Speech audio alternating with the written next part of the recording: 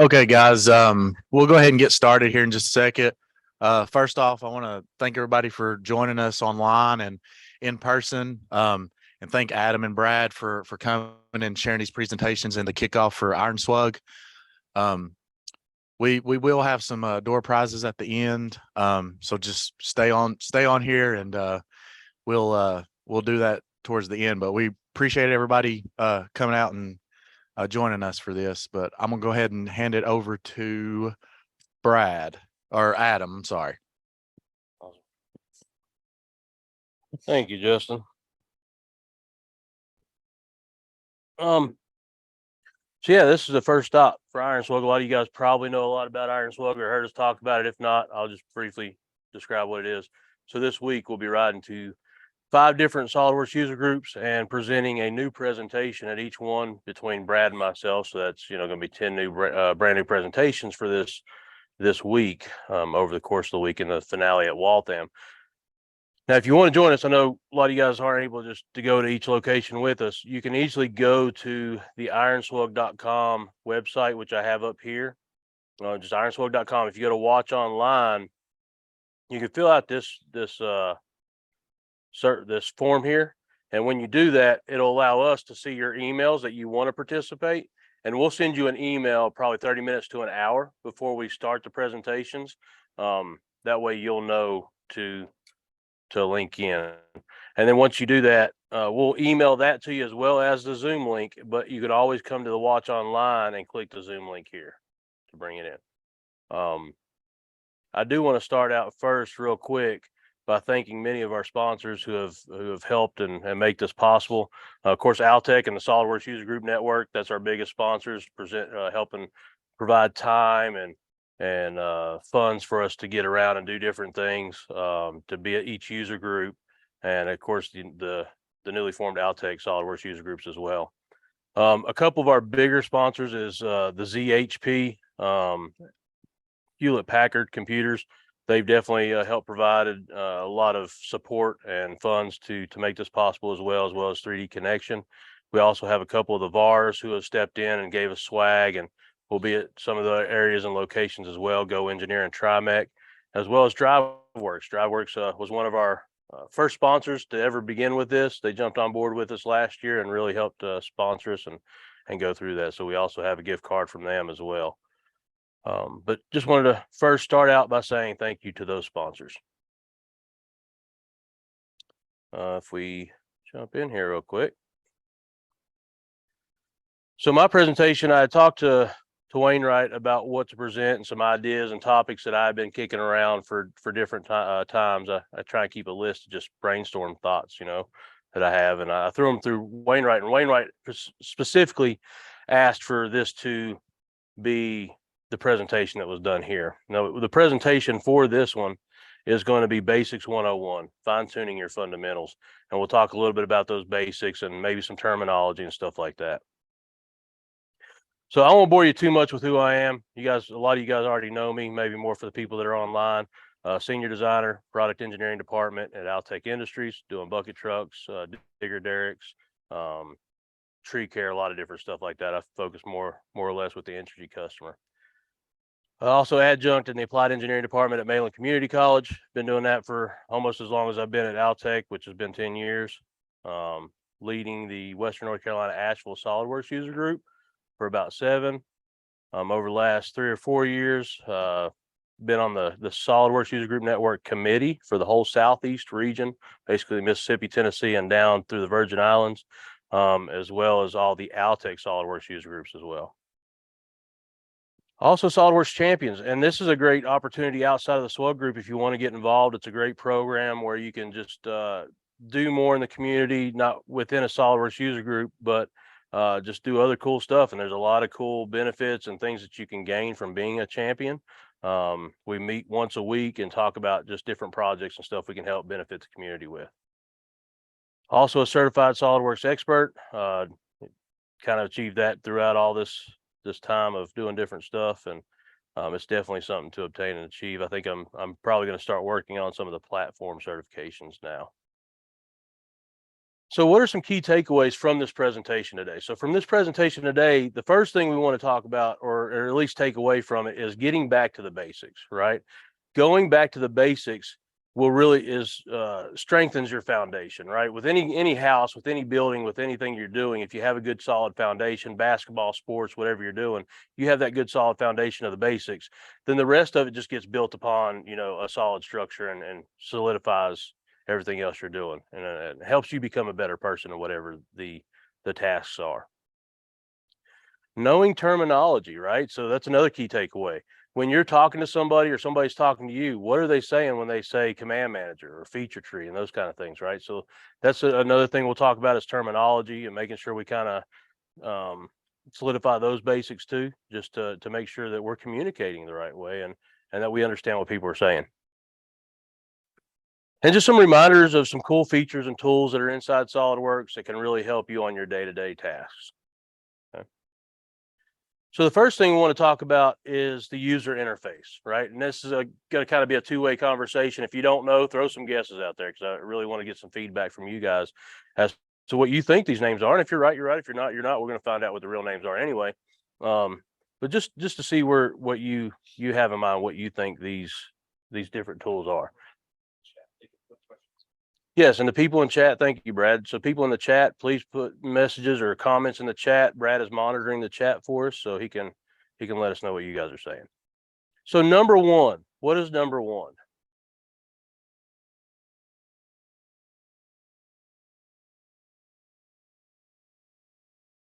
So we'll call it the menu bar, right? That's where a lot of our menus live, our file, view, tools, all that stuff. So a lot of menus within the menu bar. Plus you have a little quick access buttons that are up there too, right? So that's the menu bar. What about number two?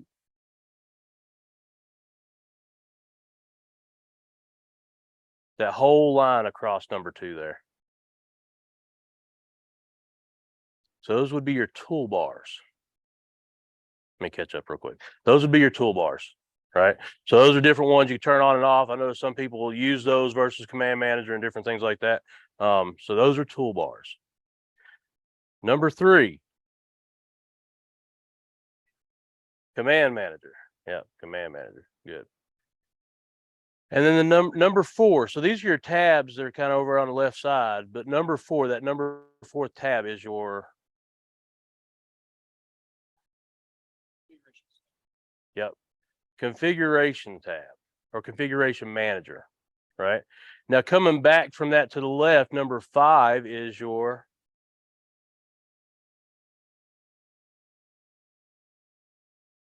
property manager. Yep.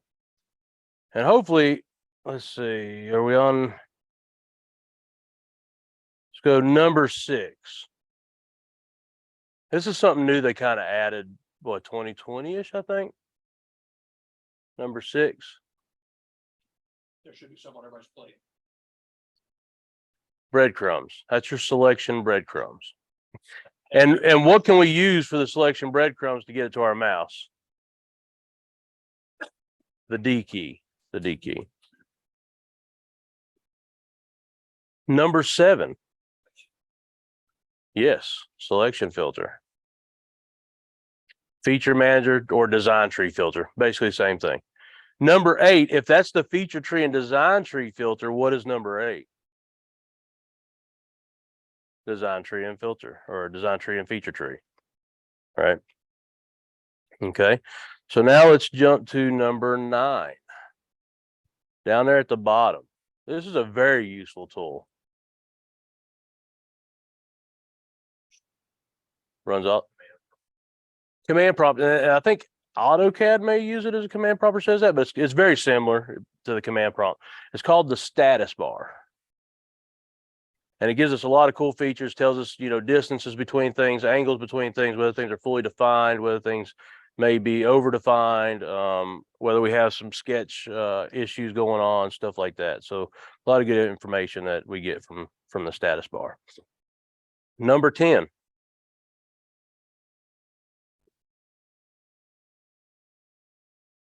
The heads up view toolbar. Heads up view toolbar. Number 11.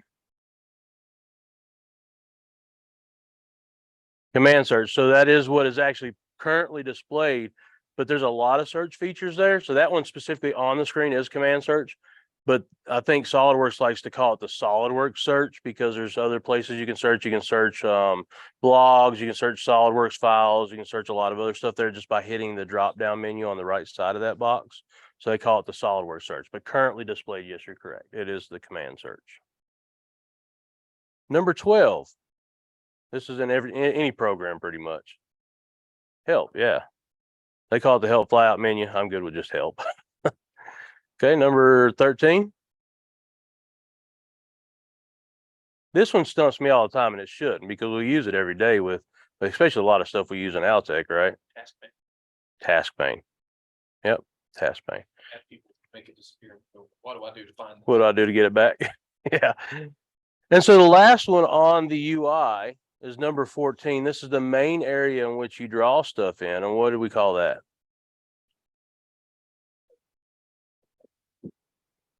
Close. What was the second one? Or model space. It's close. They call it the graphics area is the technical term. But I like all those answers. I think they sound good, right? Like a Viewport, look at it. yeah, because viewport is what you would use in the drawing side of stuff when you bring your model space into your drawing in AutoCAD. Okay, so next we're going to talk about the triad. Anybody know anything cool about the triad? Got 3 axes. That's a very valid point. You got an X, Y, and Z. That's for sure. There's a lot of cool functionality with the triad that a lot of people don't even realize that you can do. So we're going to talk just a little bit about that, and I'll go into SolidWorks and kind of demonstrate it and maybe how it can benefit you too. But we'll start out with just the standard things it does, right? You can click those different axes to get to different views that you may need. Now, a lot of people will use hotkeys. I'm very fond of hotkeys and mouse gestures, right? But if you don't, if you're using spacebar, you're going up, clicking into a menu, trying to find those different views, use the triad. I mean, it's right there in the screen in your face. It's maybe can reduce mouse miles for some people. May, if you're using hotkeys, would make some more mouse miles, which we want to definitely reduce them. But if you click the X axis the first time, it's going to automatically display the right view, right? If you click it again, it's going to go to the left view. Same with the front. So if you click the Z, it's going to go to front. Click it again, it's going to go to the back. The top function is very similar. It goes the Y top, the Y again goes to the bottom, right? So you can really manipulate your model and get to those different areas. What if your planes aren't there? You can't find your plane to go normal to, or I found a good reason for LDR, for example. You open in large designer view, and maybe you don't have a surface that you want to go normal to, which I kind of demonstrate in the finale presentation at Waltham, because I use LDR there as a demonstration that's coming in that future presentation. And so the easiest way to get to the view I wanted, besides a hotkey, was just to hit the triad to get to that view, right?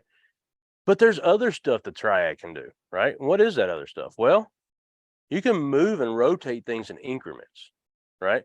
And so if you use the Alt and click on whichever line it is, whichever X, Y, or Z it is, right? It's going to rotate about that. Now, if you hold Alt and just click it, it's going to rotate in 15-degree increments. Okay. Now, for some reason, it's very specific about this, but if you hold Alt Control and in that order, it'll do the counterclockwise. It'll rotate the opposite direction in 15-degree increments. Right. Now, if you use Shift, it does it in 90-degree increments based on the axes on which you click. Okay. Now, Control Shift, and I don't think for some reason it's not as demanding as far as you holding Control then Shift, but if you hold Control Shift, it'll do it the opposite direction. Okay. So I want to jump over to AutoCAD real quick. What? Oh, sorry, SolidWorks. I did that in another presentation. I want to jump over to SolidWorks, not AutoCAD. Cancel AutoCAD. They're just talking about AutoCAD, so it came back in my mind. So I'm going to jump over to SolidWorks real quick. And we'll come in here and we'll go to this floor. And as we can see, when I click the triad down here in the bottom, how it just kind of flips those views for me, right? Click the top and then click it again, goes to the bottom. Same with the front and the back, okay? But now what if we hit this X and we hold down the Alt key? It's rotating it around those 15-degree increments, right? And then if we go Alt Control Come back to beginning. I got my thing working here. It does the opposite direction, right? And so if we go back and do it again, and this time we're using the shift key, it's going to flip it in 90-degree increments. And then shift control is the opposite direction. Now, where does that help you and what can you do? Well, of course, there's many times when we may get into, let's say, for Altec guys, right? What if we want to look at the bottom of the floor? What if we need that on the print, right? And, you know, sometimes it's a little cumbersome to go through the different views and then find that bottom view to stick up in the top right-hand corner for that isometric of the bottom side. Well, I mean, just click it here, right? Hit that shift, use the x-axis, get the bottom side, create a display state. Then pull the display state in as a view, right? And again, you can use this on different axes. I'm just using the X as an example, but I could flip and rotate that in any direction. So this would really help any situation that you may need to get a specific view or angle for a print and create that display state so you can use that in your print. Many other instances, I'm sure that, you know, imagination is only what's going to limit us to what we can do with that, but it's just an awesome feature that many people don't even realize is there, and they can easily use that triad to gain some extra functionality. What about planes? Where on the plane should we start our model from? What do you guys think?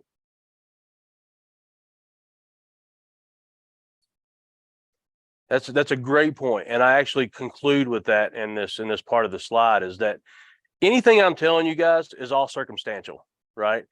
We don't pinpoint or hold anybody down to a specific way of designing or using SolidWorks, because there's so much functionality that your design intent, and I always preference this, design intent is key. Whatever you're doing based on design is going to indicate or dictate how you want to model something, right? And so that's key. First and foremost, design intent is where it's at, and whatever you need to do to get the job done is what you need to do, right? But I would like to say that the mid plane is your symmetrical friend, right? If we can do things about the mid plane, we can gain a lot more functionality, not only further down the road, but even just starting out in our model. And what do I mean by that? So creating parts with symmetry, right? If we have things that are balanced, we'll get into talking about planes and stuff here in just a minute, but I always like to say that faces change, face IDs change. You put fillets in, you put chamfers in, you do something different, and especially with sheet metal. Yeah, convert to sheet metal is going to kill you, right? That's going to really change your face IDs. But if you do a lot of different things with your model, and especially like I said in sheet metal, convert to sheet metal, you're adding flanges or whatever, you're nuking some face IDs, creating new face IDs. And then guess what? When you go to do other things or downstream processes that you created off certain faces, then you may blow it all to smithereens. Whether that's just a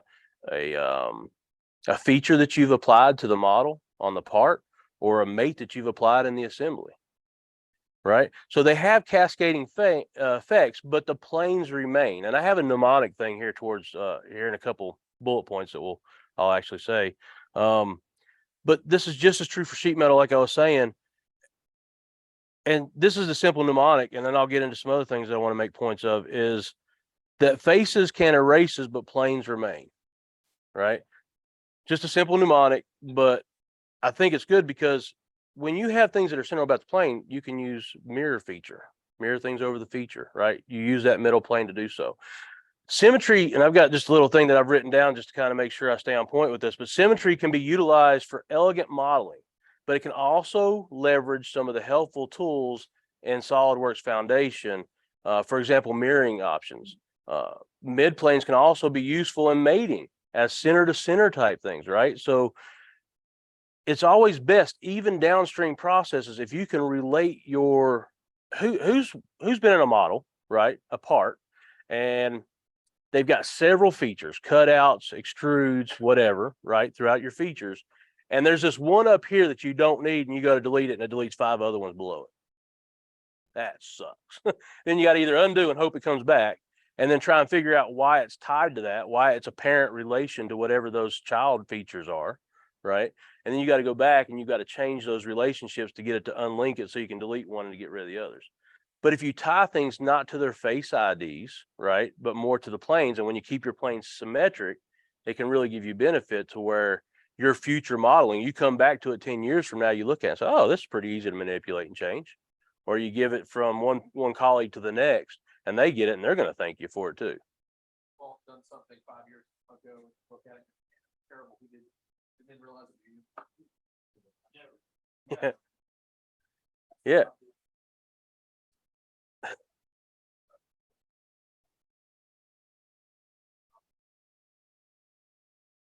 So I kind of point a lot of that out because, again, faces can change, faces can erase, but planes are the same. Planes are the fundamental base of all of our modeling. So if we tie our features to our planes and not our faces, especially if they're symmetrical, we tie our mates to our planes, not to the faces because they're symmetrical, we can really win. And when it comes to all aspects of design, moving the unknown variables to the known variables and keeping them there is a path to victory. And so I really feel like using mid planes and trying to keep things symmetrical can really be your friend. Now, what about sketch relations? Let's talk a little bit about sketch relations and see if we understand the terminology and the colors behind those sketch relations, right? So auto-generated sketch relations, let's start with those. These are sketch relations that are automatically generated by SolidWorks as you are drawing and using creating sketches. So the first one, and we'll use this image as an example that we can kind of relate to, but the first one, what does a green sketch relation mean?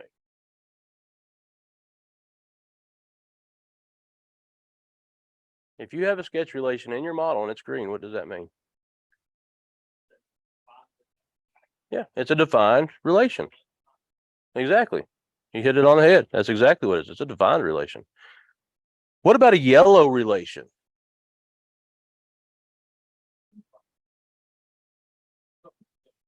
It is currently underdefined, and so it's not fully defined at the moment. And I'll elaborate on this, and maybe this will help jog your memories a little bit.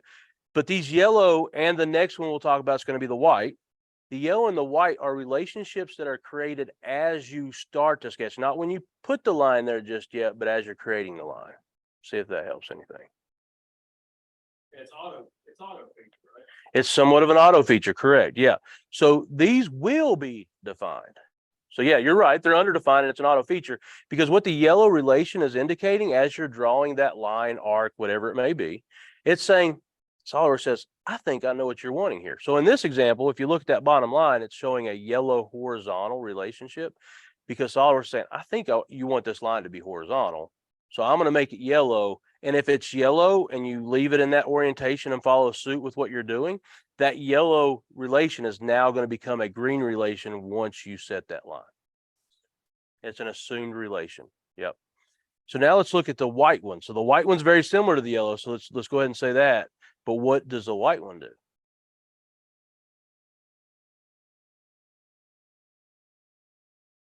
Very similar. It's somewhat of a temporary relation, exactly. So it's a reference relation that won't be defined, right? And so you see in this image that there's a dashed line kind of coming down from that point up top on the top left-hand side, and you see the dashed line coming across. But what it's assuming is this is SolidWorks saying, I think you want this point to be in line vertically here, but I'm not 100% sure, and I'm not going to lock you into that. But currently that's where you're at, and you click it, it's going to be there, but it's not setting the relation for you. It's just saying, hey, I think this is what you want. So it's a reference relation. What about red and mustard? Ketchup and mustard, red and kind of a gold. We're going to talk about those now. What does red relation mean?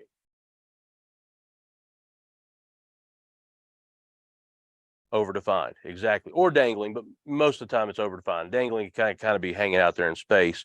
But yeah, it's overdefined. It's basically the way it's read at SolidWorks is that the red box means the relation is in conflict or redundant to another relation or dimension. Okay. So the next one over, we're going to say, what is the mustard? That gold relation.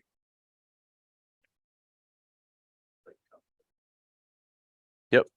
It's invalid geometry that is conflicting, and the way SolidWorks reads that one, try and read it so I make sure I'm hitting it right, is that the mustard yellow box means the relation geometry cannot be determined or solving given the relation status that you gave it.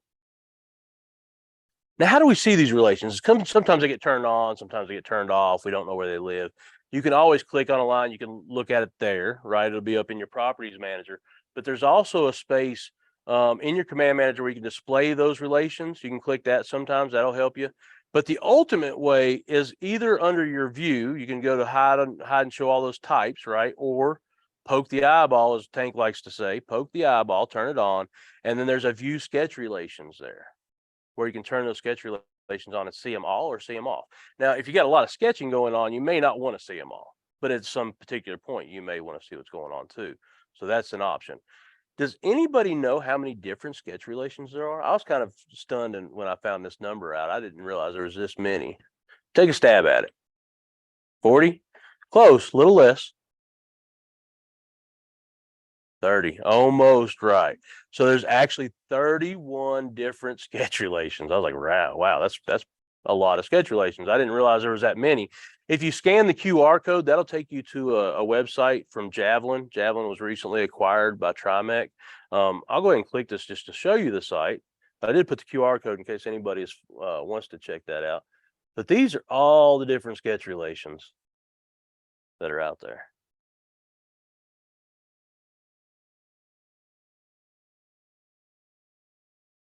Quite a few. I never thought there was that many. Fraction. That's a new one. Yeah. Probably for like gears or belts or something. Okay. We're at right here. Yeah.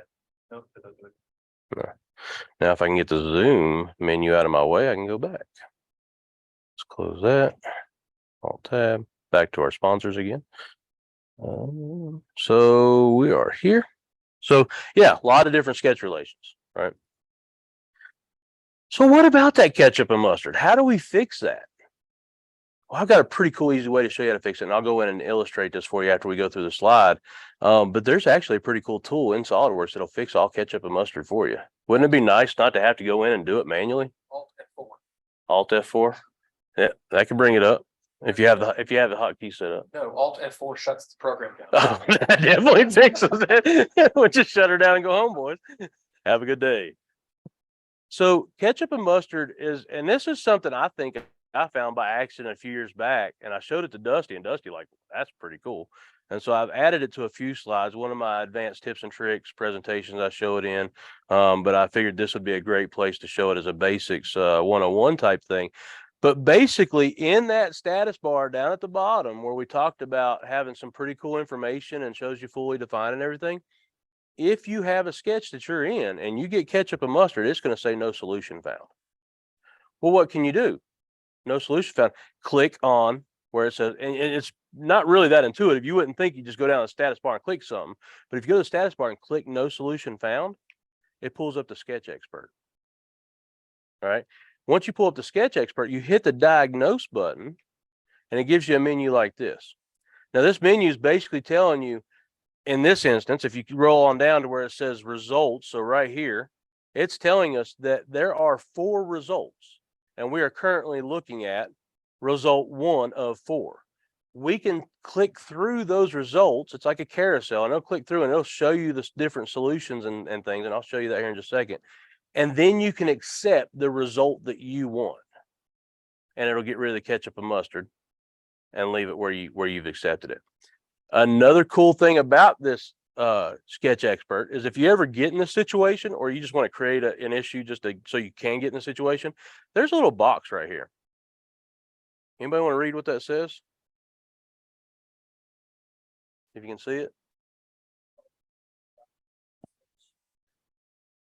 Exactly. Thank you, Austin. Always open this dialog when sketch errors occur. So now if you ever go into a sketch and it's got an issue, you're automatically going into Sketch Expert to fix that stuff. So let's jump back into SolidWorks. And I'll actually use that same model.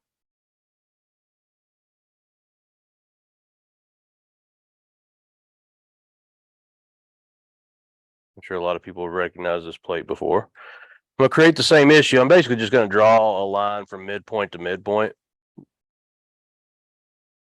Right. And of course, we know everything's fully defined. This won't work, but I'm gonna go ahead and set that to vertical. And now we've blown up our sketch. We've caused that issue. Now notice mine's automatically coming up, and I'll go ahead and close that out. But if you didn't have that box checked, you would just be left with this when you go on the sketch. You can come down and click no solution found. It pulls this up and hit diagnose.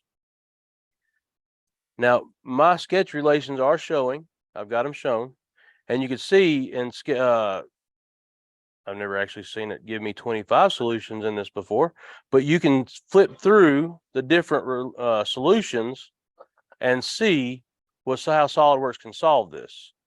Some of them we definitely don't want. Usually it only goes with 4. I've never seen it give me 25 before. And so you can pick the solution you want and then hit escape. So this is basically saying get rid of the vertical relationship, right? This one's saying get rid of the midpoint relationship. And so you can kind of weed through them, figure out which one. I'll say I'll just get rid of the midpoint relationship, and now it's repaired, it's fixed. And remember, there's that box here. It's also at the bottom when you're in it. You can check and it'll automatically pull that sketch relation up and help you fix it. It's a lot easier to do that than it is to try and figure, especially on some bigger sketches, some sketches that may be a little more daunting, to figure it out that way and let SolidWorks help you solve it versus doing it on your own.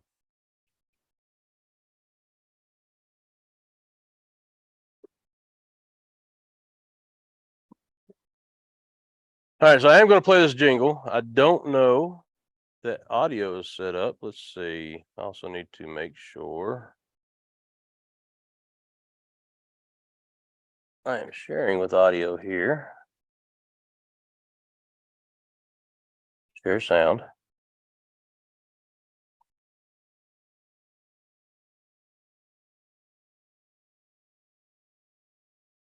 I want to turn that volume down a little bit.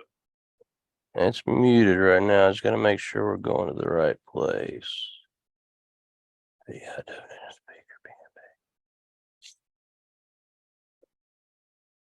think I'm going to play it. I don't think I'm hooked up. So hopefully we can hear it from the speakers here. This is Too Tall Toby. If you don't know who Too Tall Toby is, Toby Snars. He's a great guy. He's really, really smart. I know some people in this room have met him, and he is too tall. Very tall dude. I didn't realize how tall he was until I went to talk to him after a presentation at World, and he stood up. I'm like, okay, yeah, you are tall.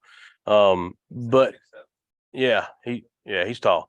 He's got a YouTube site. You could scan that QR code. That'll take you over there to it. He does a lot of live presentations. I like to watch a lot of his content material just because he is pretty smart, and the way he delivers his content's very well done too.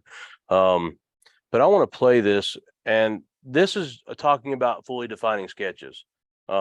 I really feel like a fully defined sketch is the best scenario in any model or anything you're creating.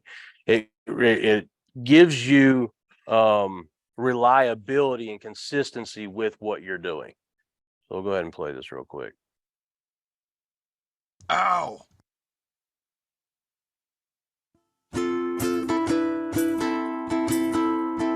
aren't getting sound. It's still muted.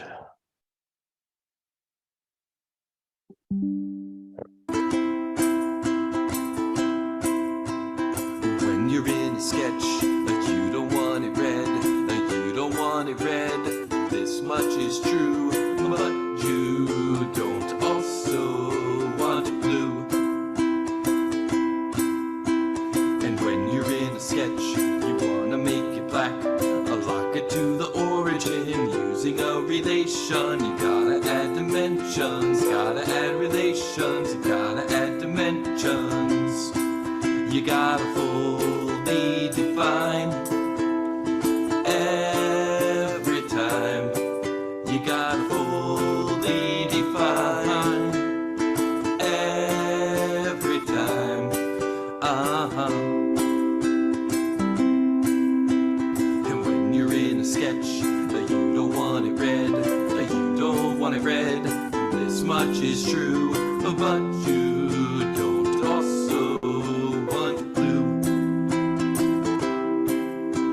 And when you're in a sketch, you want to make it black and lock it to the origin using a dimension. You gotta add relations, gotta add dimensions, you gotta add relations.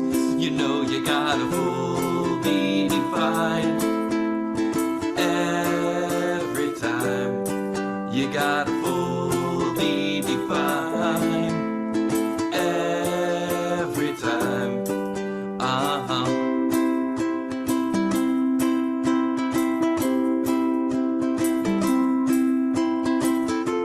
And if you're still left with some blue geometry, just grab a blue point, move it round. Just grab a blue point, just grab a blue point. What do you see? Is it a line missing dimensions, or an arc that needs some tangency? Fully defined every time. You gotta fully define every time. Fully define every time. You gotta fully define every time. And you're welcome for the earworm for today.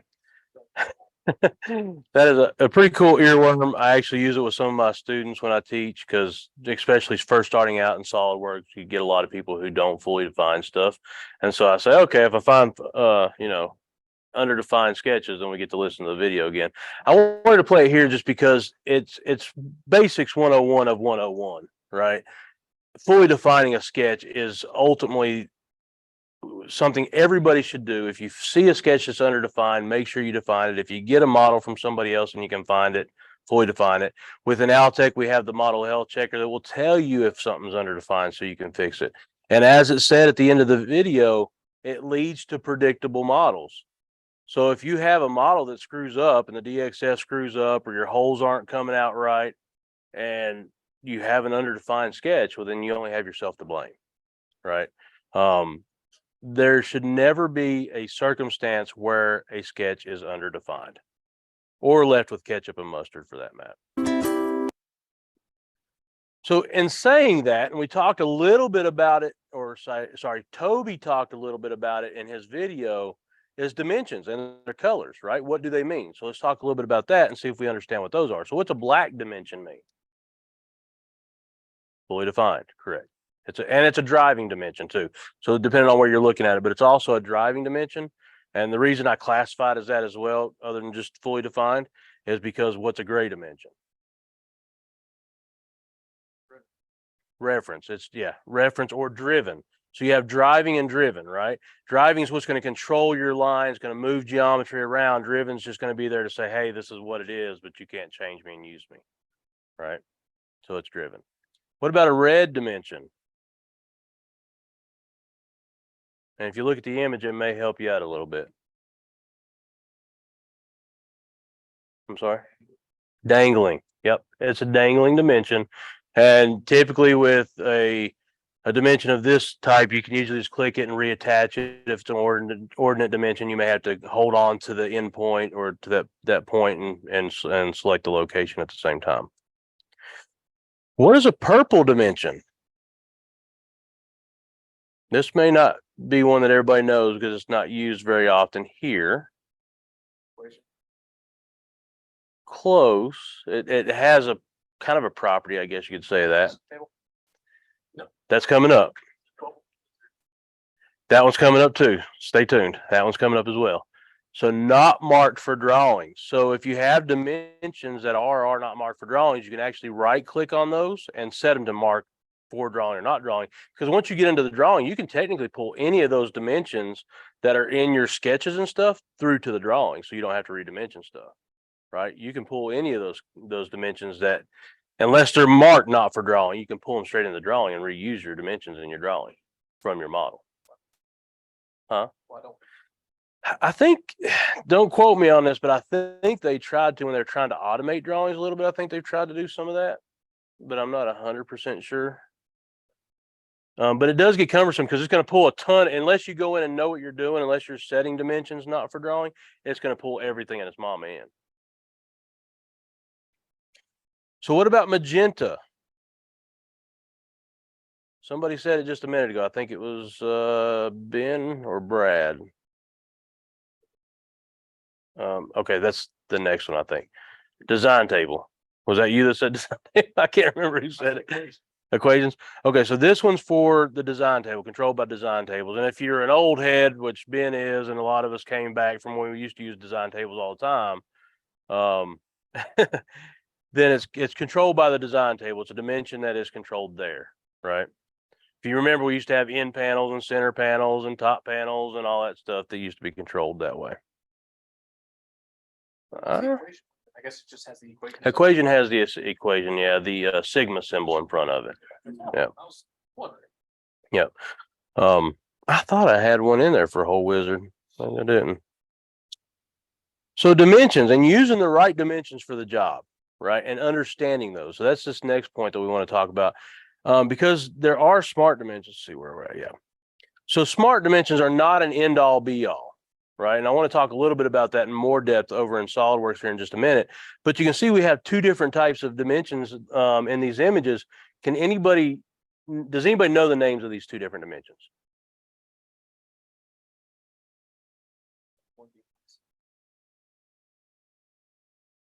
So there's a chain dimension, right? Anybody want to say which one of those is a chain dimension? The one on the left. Yep, one on the left. And the one on the right would be left to be the baseline dimension, right? And these come in pretty handy in certain situations. The only thing I would throw a caveat as the chain dimension, if you're in the manufacturing and you're looking at close tolerances, you got to really be careful with the chain dimension because why? You're stacking up. Yeah, you're going to stack your tolerances. Exactly. And so that's why baseline dimension can be a little bit more design friendly, especially if you're trying to achieve certain tolerance values. Yeah, it's a great tool. You click one baseline. For both these, you can click one line or one point and set that as your base, and then each one is staggered off of that one. You don't ever have to go back and click that line or point again. So it is efficient. Watch for those points in the models. And this is the one I want to try and hit home with a little bit when I jump over into SolidWorks. And why do I say watch those points in the models? Because if you just use smart dimension on one line, or you just use points in your models, you can really screw up your design intent. And I'm going to flesh that out here in just a second when I jump over to SolidWorks and kind of elaborate after I get through the next of these bullet points. Radiuses and diameters. Right? Something new as of 2022 is that there's a new feature. Before you had to go over into your properties manager with a dimension and change it from radius to diameter and back and forth, or you could right click it and go down into the menu and try and find it and change it over radius or diameter. As of 2022, they have a flyout menu with little images, thumbnails that you can actually click it. So it's right there at your mouse. We can reduce mouse miles now as of 22. Use the shift key for outside dimensions.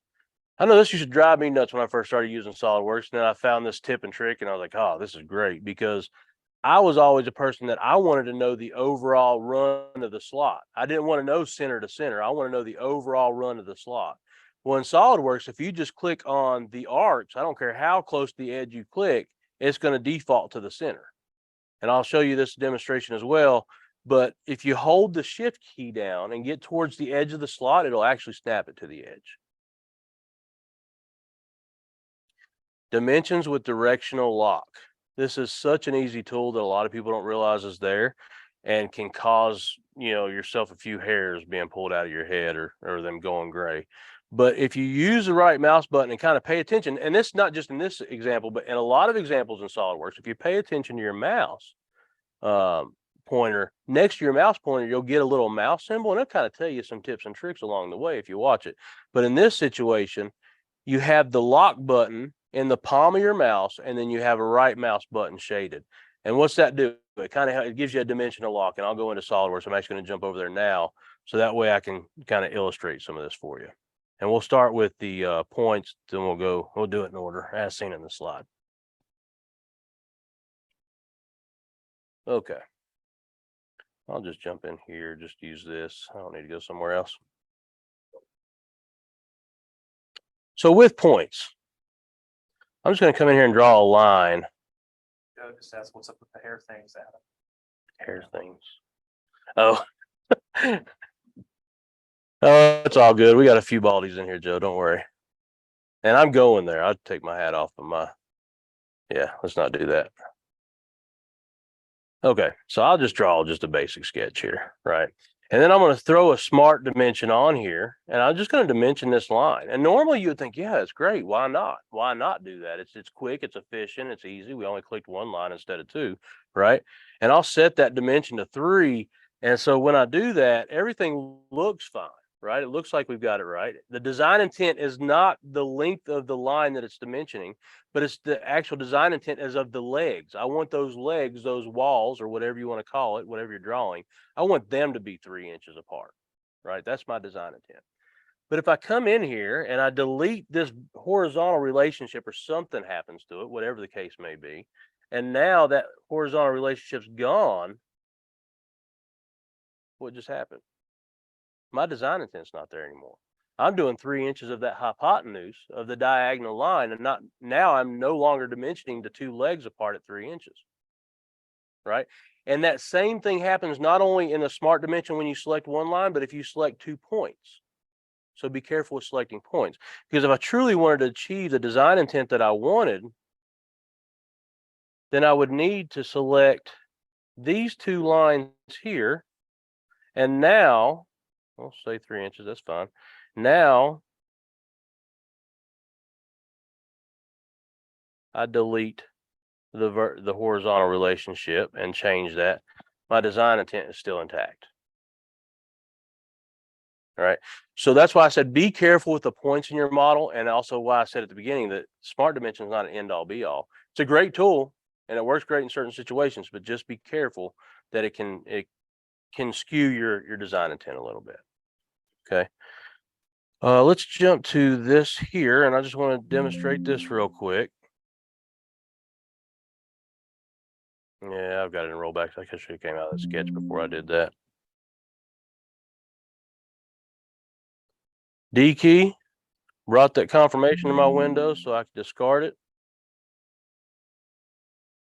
Come back to the print, go to smart dimension. And if I just click, even as much as I can try to get to the outside of this arc, it's still going center to center, right?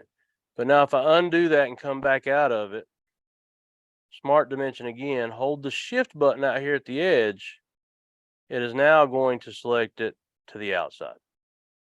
And I can release that shift, but I don't have to go outside to outside. If I wanted outside to center, I could do that. I just need to release the shift key on whichever section I wanted it to be.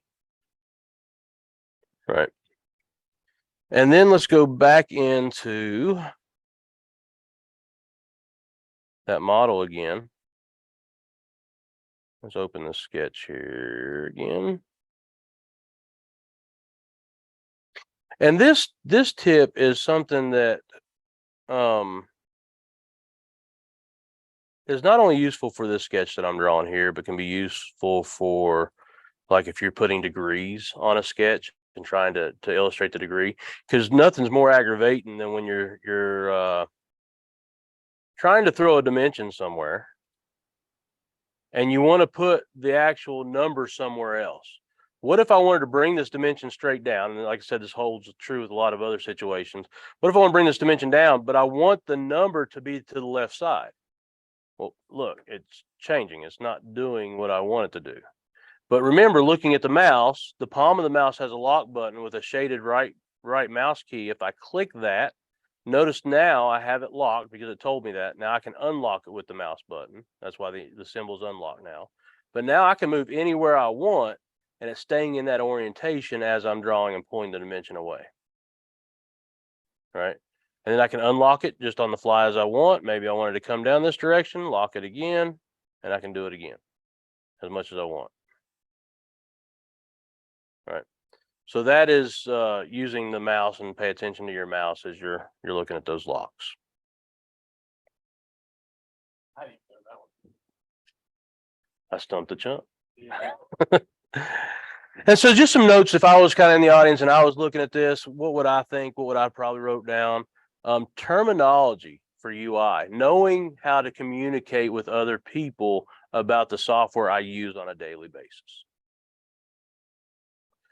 And the triad can move my model around. It can do some cool stuff, help me set up display states to move things around and be able to achieve the views that I need to do stuff with. Mid-plane is my friend. Use the sketch expert to find a solution. But overall, and as I've capitalized this all the way across, as Toby said, fully define every time.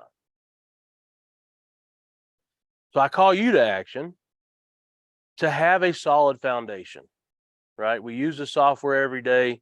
It's of your benefit and everybody's benefit that's around you to have a solid foundation with what you're doing. This will create long-term success, and it will also help you become a pro. So that's my call to action, is to do those.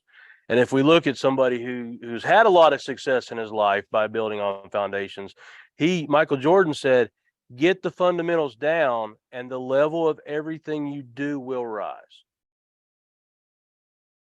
And Jim Rohn says, success is neither magical nor mysterious. Success is the natural consequence of consistently applying the basics and fundamentals. And for that, I open it up to questions if anybody got any questions. All right. Because it looks like I am good to go. All right. Hello, everyone. I'm Tank. Sorry about that. Technical stuff that first time we've used these laptops.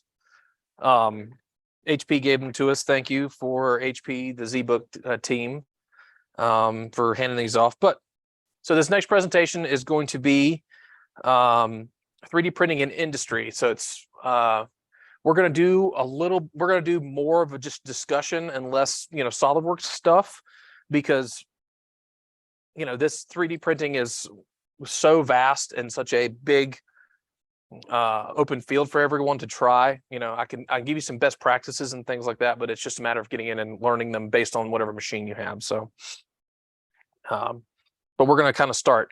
Does anybody actually have a 3D printer or use one here? I got two. Okay. We'll go. All right. So I'm Tank. Most people, or my government name's Brad Meador.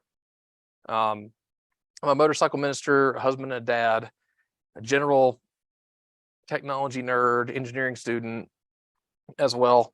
I'm a 10-year project designer at Altec Industries in the crane division out of Roanoke. And I am the Starcityswug leader, as well as just recently been elected the regional Mid-Atlantic regional leader for SolidWorks user groups. So I cover everything from Delaware, Pennsylvania, down Virginia, West Virginia, Maryland, Delaware, and DC. So I get to be that committee rep for the SolidWorks community. A SolidWorks champion. Like Adam said, if you want to dig a little bit more and learn some different things about the SolidWorks community, learn some different processes, learn some different projects, and just try some things with 3D Experience platform and whatnot. Being a SolidWorks champion kind of allows you to do that separately from your Altec roles and whatnot, and it kind of gives you lets you broaden your field a little bit as far as the design creativity you can do and some software. I'm also a certified SolidWorks expert. I got that in 2018, and ever since then, my goal now is to make sure everybody can be certified. So I know we're working on that for a lot of different people across the company, but do it if you can. All right, some key takeaways for today. We're going to go over the pros and cons of 3D printing, some best practices of 3D printing. The biggest time we're going to go over is we're going to talk about some industry best practices and then applications for our industrial job that we use, and some other external industry examples of what and how 3D printing is being used today. Now I know we have some people that have probably used it before, making little doodads and whatnot, but You know, it's not just, like I said before, it's not just for people who want to, you know, be a maker or hack their house kind of thing if you have a smart house. So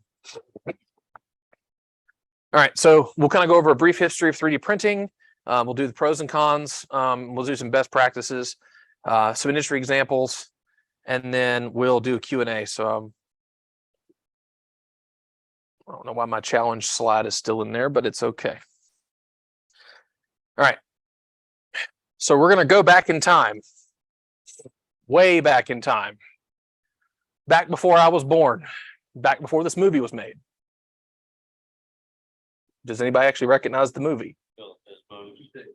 The first one, Bill and Ted's Excellent Adventure. Yes. So 1981. All right. IBM launches its first PC that uses DOS. The DeLorean DMC-12 is produced. Raiders of the Lost Ark is debuted in movie theaters. NASA launches its first space shuttle. Princess Di marries Prince of Wales. And of course, based on what we're doing today, 3D printing is invented. Now, did anybody expect that? For 3D printing to be that old? I see one nod head. You're a professor, hush.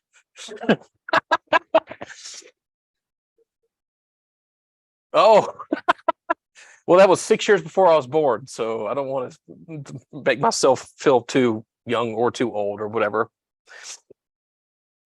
So 3D printing is invented. It was created by using resin and UV light by, I'm not sure how to pronounce his last name, but Hideo Kodama, I think is how you pronounce his name.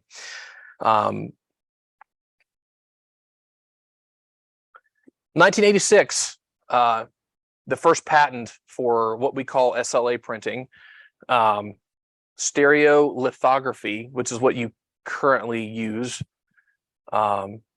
is commercialized and applied.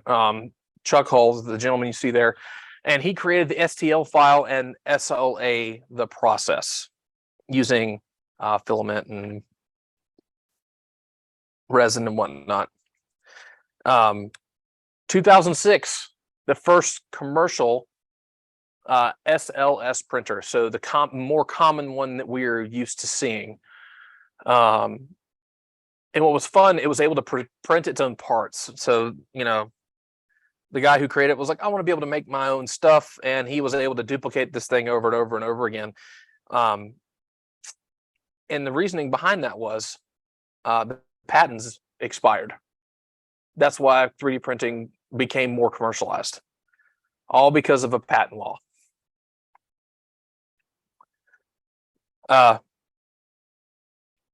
2009.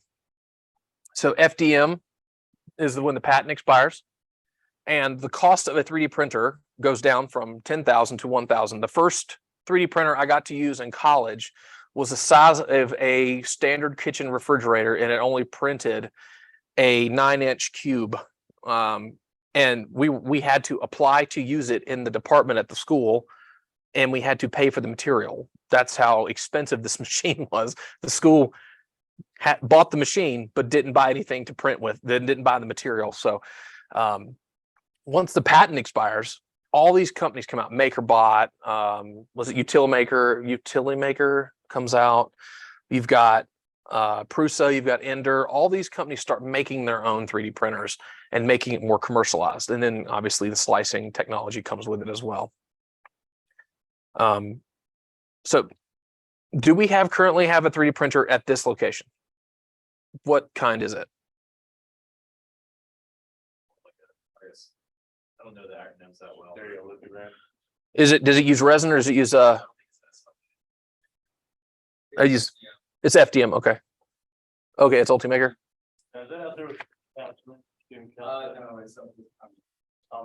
Okay. Yeah, so this is the most commercially viable one that everybody can get in. You can go to Monoprice right now and buy one for I think $150 and get started. It comes with its own roll of filament. You can learn how to, print it. I mean, my wife wants me to buy one so she can make her own therapy tools at the nursing home she works at, and I'm trying to stay away from that because I don't want another hobby to have to learn. I have plenty. So we'll kind of go some pros and cons of the 3D printing, traditional architecture of 3D printing versus regular machining, and then some best practices. Some pros, less waste. We're not throwing away tons of chips. I know we have a recycle bin out there that we just throw chips in. I know at our location, we have giant machining centers that just output barrels of chips every day. You're not having to do that anymore. For time saver, I mean, anybody can make a part. I doubt you can pass this around if you want. I got bored one day and decided I wanted to make my own easy pass holder for my motorcycle because I didn't want to actually have to glue this thing to the bike because it's not waterproof. So I made my own. Oh, come on now. I didn't click the button. New shapes. So we're going to go into some of that in a minute. And then lightweight. We can do plastic and metal printing now, but more at the time it was a plastic technology up until you had the invention of the 3D centered 3D printers. General cons for it, part size. How big's your bed for your Ultimaker? Okay, thank you for speaking in freedom units, because most everybody in the 3D printing world does it in millimeters. So, yeah.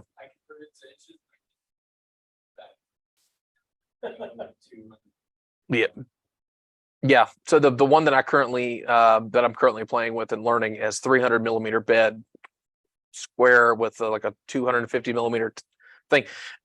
I can't, no. So I had my kid convert it and put a sticky note on it so that I can tell how big I can print using the actual thing. Have you guys puzzle piece parts together yet? Very. Okay.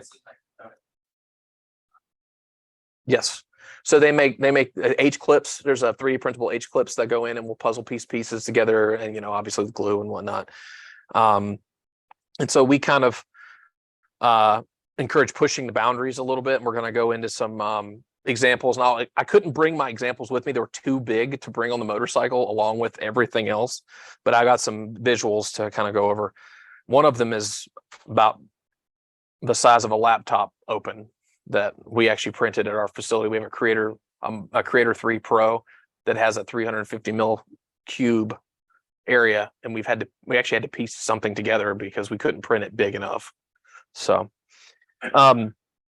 material selection and post-processing, trimming supports, washing if you have resins. I tend to discourage resin printers, the stereolithography ones. They're getting better. Just the chemicals you have to wash them in are very toxic, and you cannot leave them in a room with a window. The resin will cure if you have sunlight hit them. That's to get rid of the support material. Yeah, to get rid of support material, yes. And then obviously new materials and printers are in development all the time.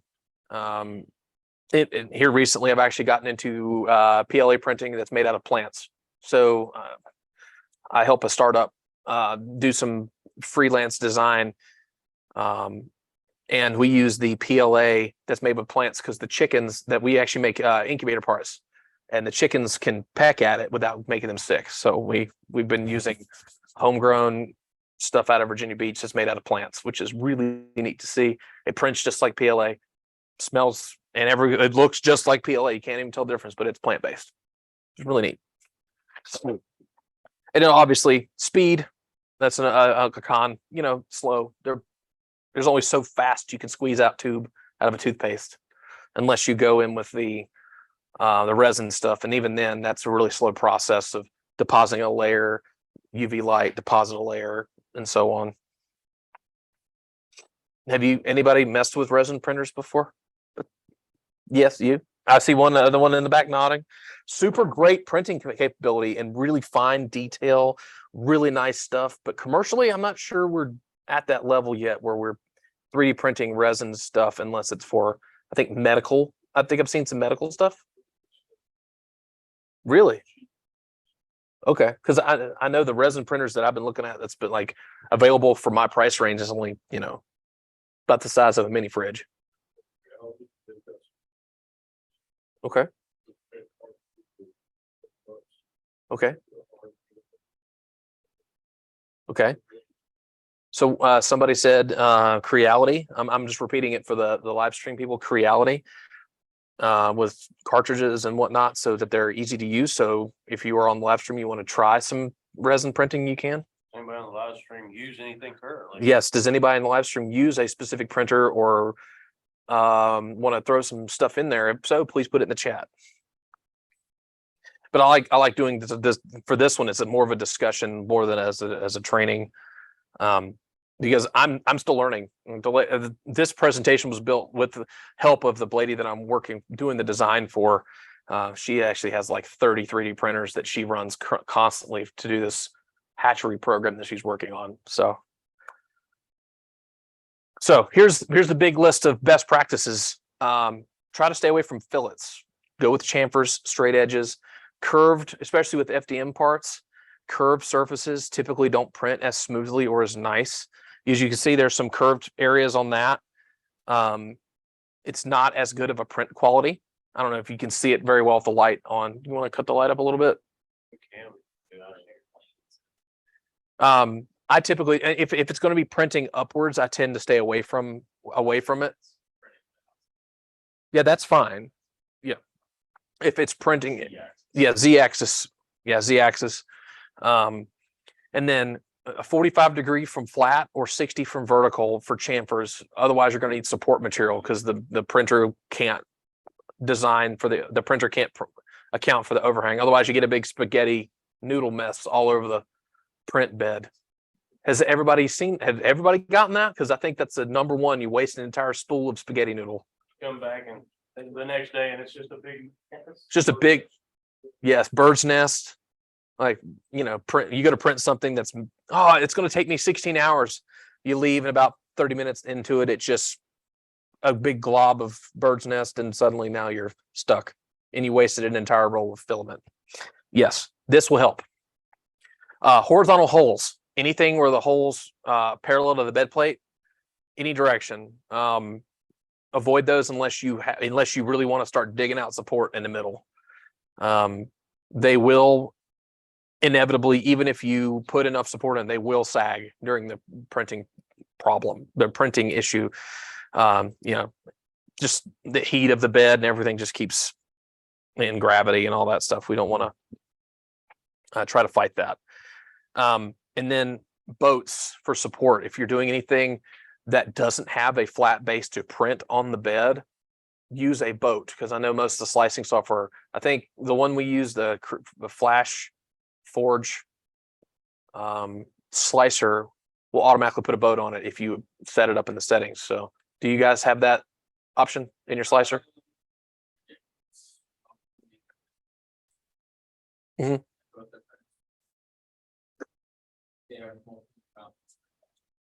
Yeah. Yeah, I call it a boat, but a raft, same, depending on what terminology. Yeah, because yes, just a flat surface, because it's got to stick to the bed somehow, and we've got plenty of examples sitting on my desk at work have failed, where the first 3 layers start cooling and it peels itself up and then just goes nasty. Yes, a flat base. Yes, sorry. It's all, you know, depending on what slicer you use. It could be a boat. It could be called a raft, but it allows you to say if you're printing something like something tall and skinny, it's going to print an actual flat base for it to stick and adhere to the bed on.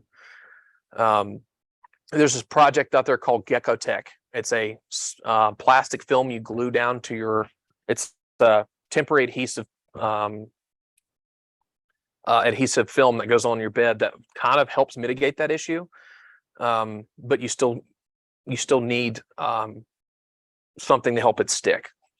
Because inevitably it will peel up the first 3 or 4 times you do it.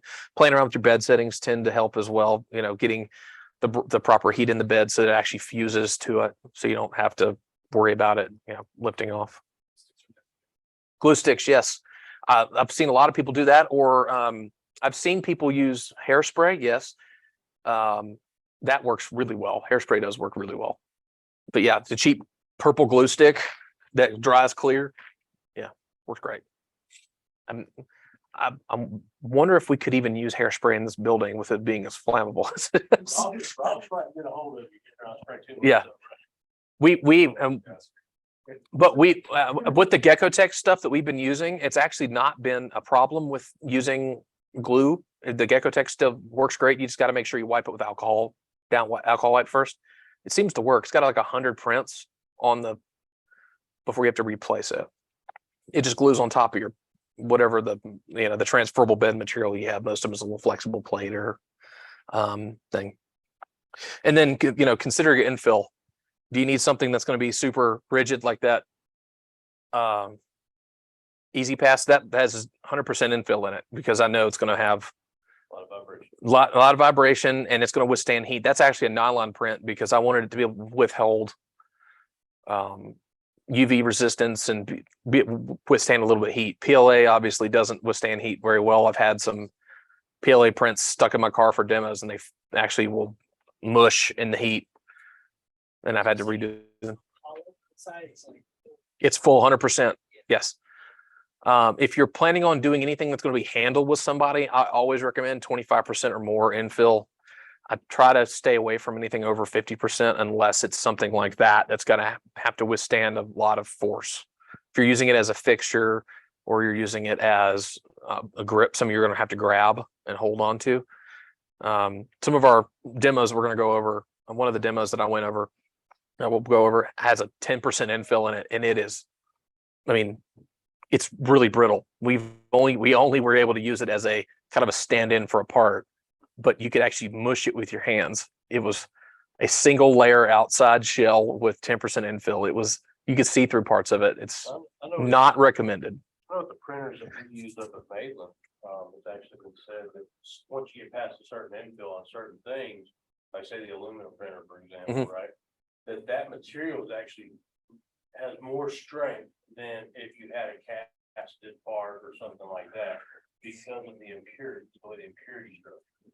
So if you cast something, you can have an impurity flaw within the casting somewhere that can cause degradation, right? Yep. But if you have this with there, it's a powder, right? Yep. Or with this, the filament, whatever, that impurity is kind of spread out amongst a lot more area and is a lot finer, so therefore causes it to have her strength. Yes, and with the infill shapes, there's different shapes. What does the Ultimaker let you pick? Do you have like the hexagon or the wave?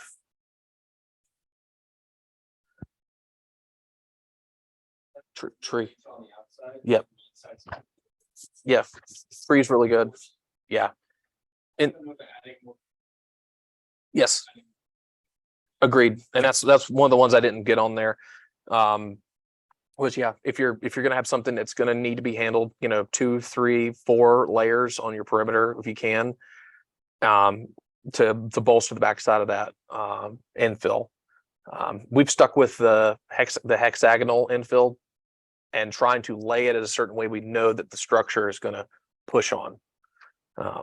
So that helps. And then obviously the last one is designed based on the nozzle size. You don't want to design a something that's going to be 3 millimeters thick, but you've got a one, and you want 6 layers printed, and you've got a 1 millimeter nozzle. I don't even know if they make that, but consider the nozzle size when you're printing on when you start your design process. So if you know your printer is I think 1.6, I think is one of the ones that I've seen use really big nozzle. 1.8, really big nozzles. Make sure you're prepared to set the design up around that itself. All right, good discussion. I like this. All right, so we're going to go into some industry examples. Again, I couldn't bring some of these. They were just too big. Amazingly, we were able to print stuff that was too big to fit on a motorcycle along with all my gear.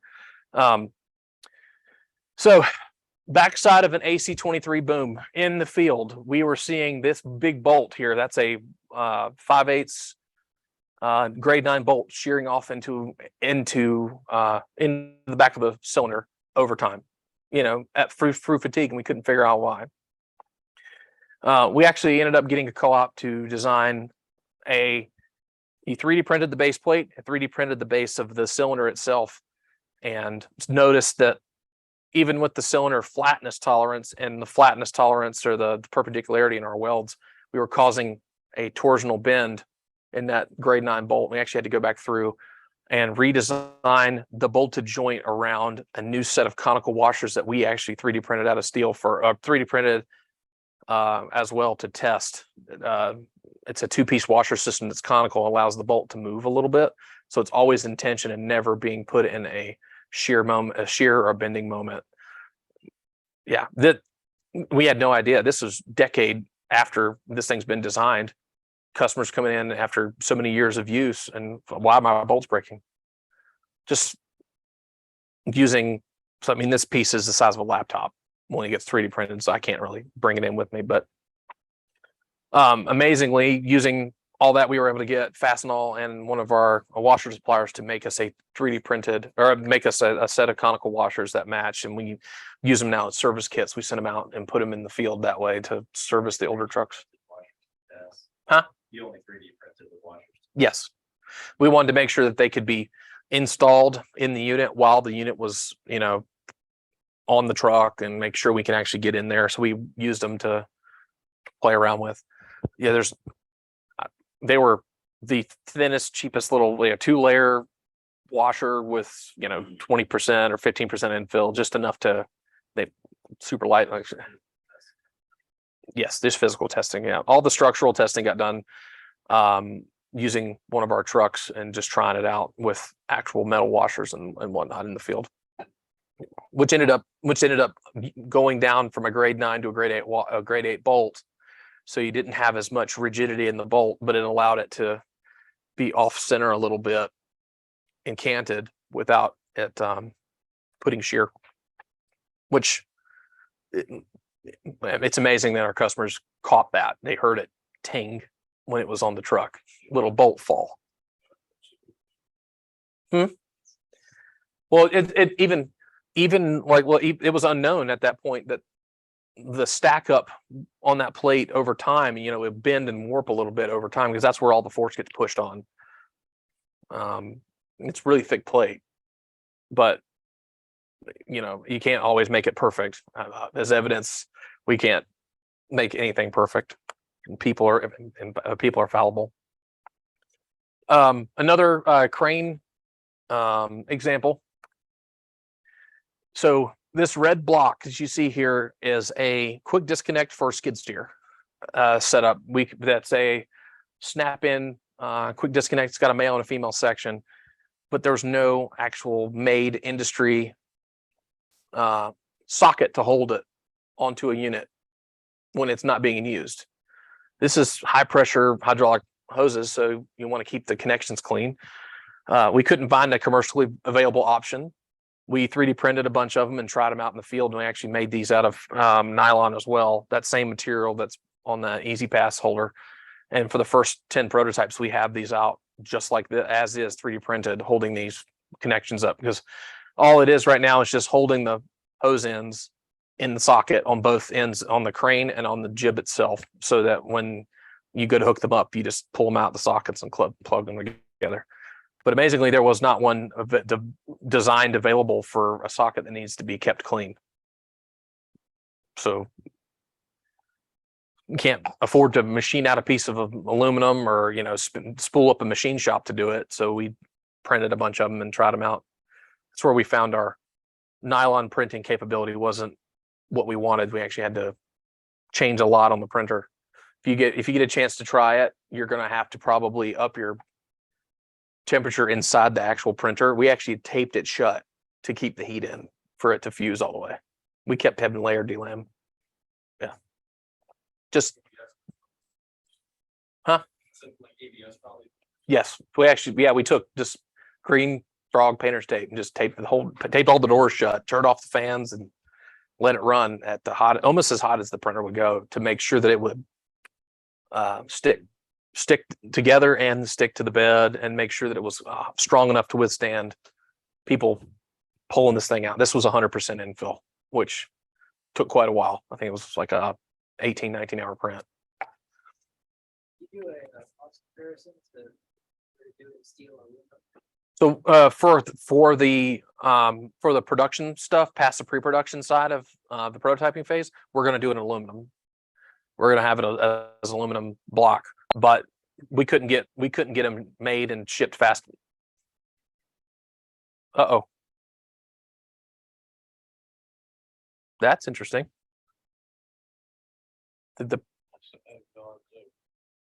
Yeah, I broke it. Projector limited by time? Trying to find a connection. Hold on. Sorry, everybody on the Zoom call. We have a technical difficulty with our in-person projector. Yeah, might. No. That's interesting.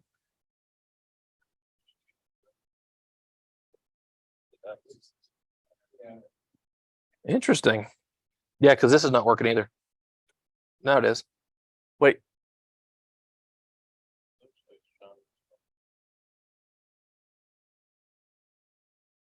Oh, well, that's lovely because I've got a nice video I wanted to show you guys.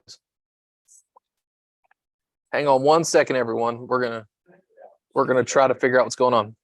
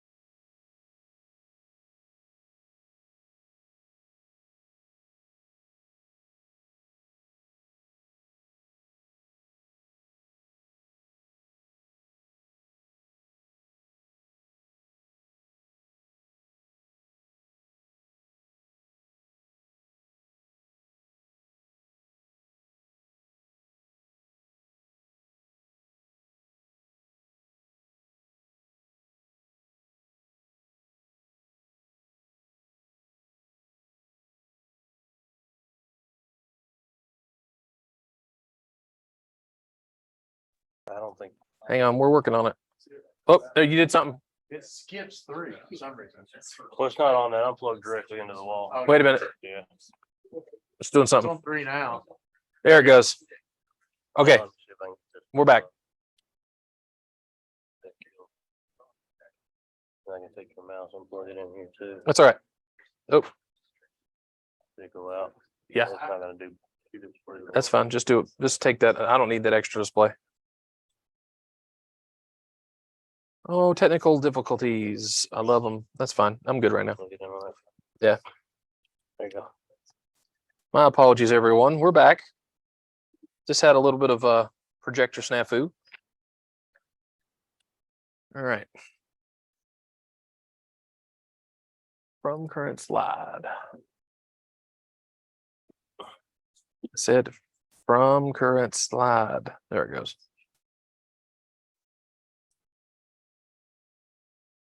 All right.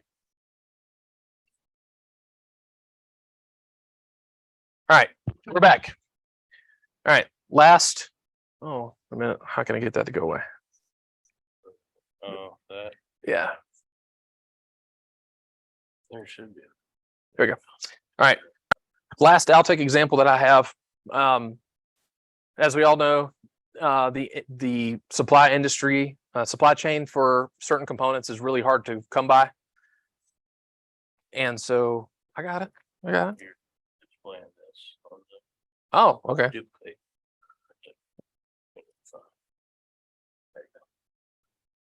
I broke it. All right, there we go. And so the issue we ran into is our hydraulic pump, PTO, and all this stuff on this one section that's blue and silver was delayed for months. We're talking 6 to 8 months for a prototype that needed to be out in 8 weeks. So we ended up printing out that giant blue section in 2 pieces to be able to use as a prototype to bolt up to the truck. And when we gingerly bolted up, this is the one I told you that had the single layer on the outside and like the least amount of infill possible, so that we didn't run through filament like crazy, but it's about the size of a basketball in real life. We ended up having to print it to bolt it in place and to test it. So if you run into situations where you need actual physical parts in, you can go that route and actually print stand-ins, and it actually surprisingly worked pretty well. We were able to get what we needed to out of it to design the mounting structure, and just had to wait for them to ship it before we could actually put the truck in motion again. So again, puzzle piecing things together, it actually is 2 different colors because we ran out of blue filament halfway through the print. So it's now blue and white, and just kind of sits now as an office decoration because it's too fragile to use anywhere else. Less than a pound. It was very light. Like you could squeeze it. Because there was no infill. There's very little infill and no outside wall. Certain, like the areas that we knew we were going to bolt things to, we made 2 layers, but everything else is like singles. You can see through certain sections depending on how you look at it. It's very, very precarious, but it served its purpose. Now it's just a big desk decoration. So if you get a chance, you need to use prototypes, utilize your 3D printer. We use it all the time. Ours is always running. We actually have a line of stuff. Okay, this is a production part.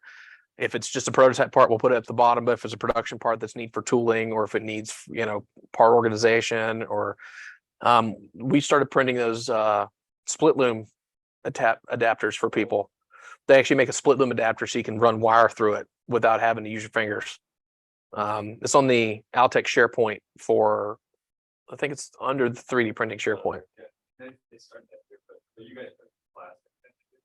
We were starting to do them for plastic for a while, just try them out. Yeah.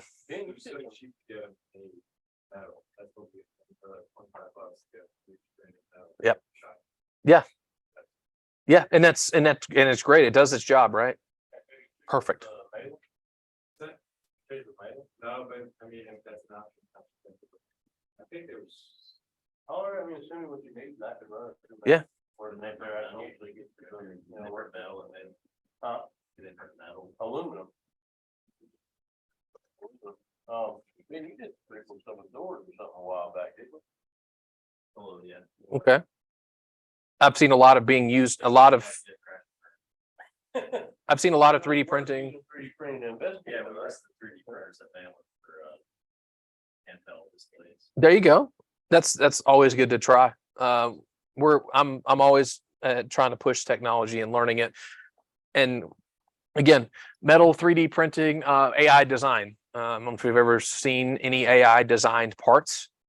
We're going to get on the next slide. We're going to show an entirely fully 3D printed AI designed rocket that actually functioned. And I don't know if you've actually seen it launch, but it was launched in March.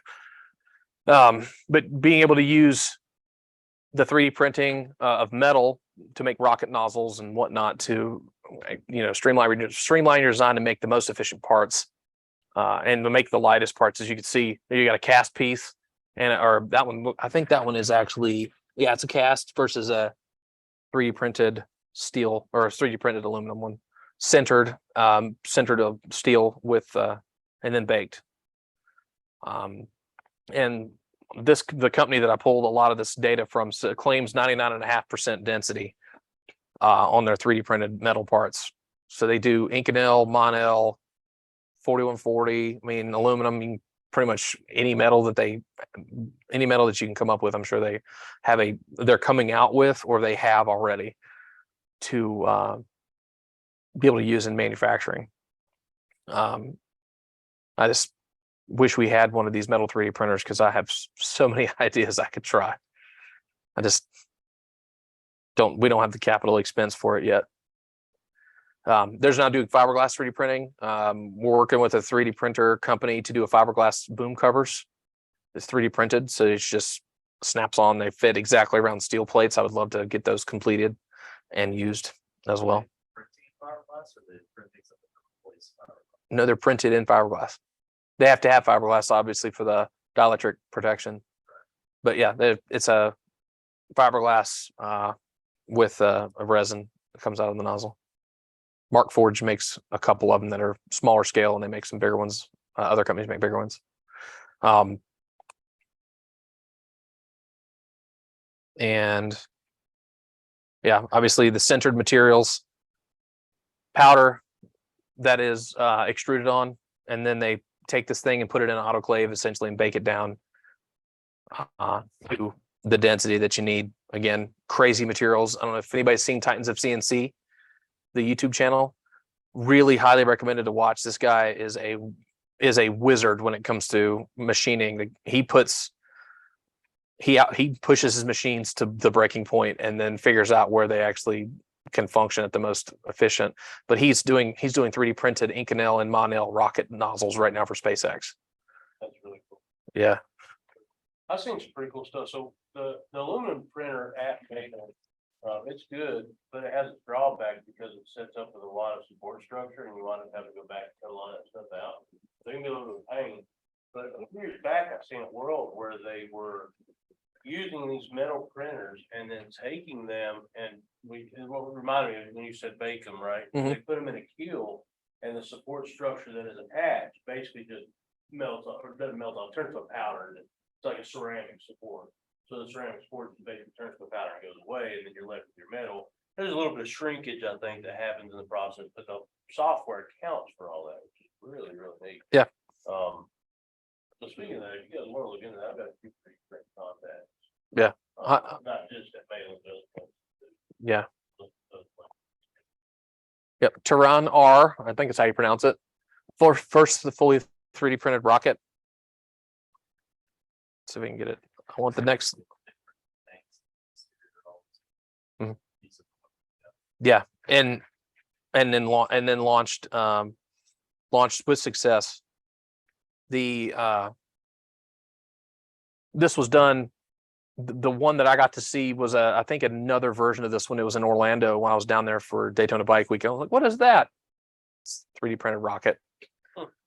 This is something that, you're making parts that are extremely, extremely hard to machine, but you're able to just print them out now and make the most intricate nozzle designs and shapes and whatnot. Oh, it's okay. It's still going. And it was more efficient that way. I don't know if you've ever seen how the actual rocket engines, the tubes are this intricate pathways and whatnot. And this is a prime example of something that can be done with the 3D printing technology. I would love for us to get, at least at Altec, get more ingrained in that 3D printing world, because we're trying to be the best of the best in manufacturing of our product. Why not push a little boundaries in things like this? Yeah. Yeah, it is. And then obviously this is my easy pass, something I came up with. So Adam and I like to do the call to action. You guys have already started it, which is good, but look for ways to incorporate 3D printing to solve your problems. Not just little makery items and stuff. If you can find a way to utilize the materials and whatnot around the plant, showcase it to upper management, and we can implement this one step at a time and use it more in production. I really think that for structures based things, I think we can do some 3D printing with some structure that'll kind of push the limit on design. So try to incorporate. If you have questions anytime, you can reach out to me or to Adam or whoever. Again, I'm on Teams with Altec stuff, or you can email me and I'll show you the next slide. But this is kind of a discussion. So